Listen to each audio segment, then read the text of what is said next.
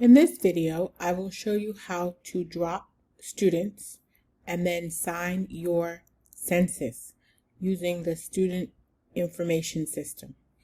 So in order to access the SIS, you're going to log in to mycollege.laccd.edu. You're going to log in with your login and your password. Once you're logged in, you're going to click on the Faculty Center. I'm going to collapse my screen so that I can see all of the options better. I'm also going to zoom in so that you have the ability to see the entire screen. I'm going to click on Show Enrolled Classes so that you can see the classes that you have available to submit your roster for.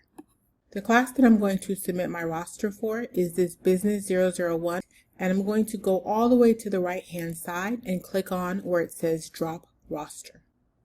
Before I actually submit my roster, I'm going to drop the students who have not participated in my class.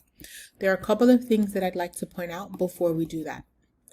Note that this says the mandatory exclusion roster. So these rosters will be different throughout the semester and they will say various things, but this first roster for our census is called the mandatory exclusion roster.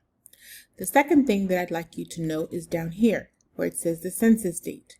And the census date is 9/14/2020, which is today. So these two things let me know that I'm in the right place and I have to submit my roster by today. There are some instructions here that help you understand what it is that you need to do.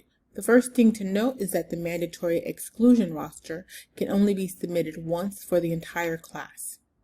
You're going to either check no-show if a student never attended, or you're going to check not active as of census if the student attended but is no longer active in the class.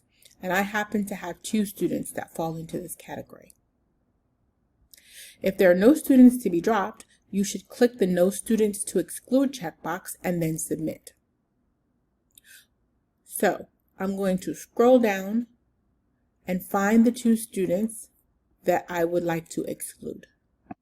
My first student actually attended class, but she is not active as of the census date. In that case, I'm going to click Not Active as of Census Date under her name. The other thing that I need to add to this, because she did attend my class, is the last date of attendance.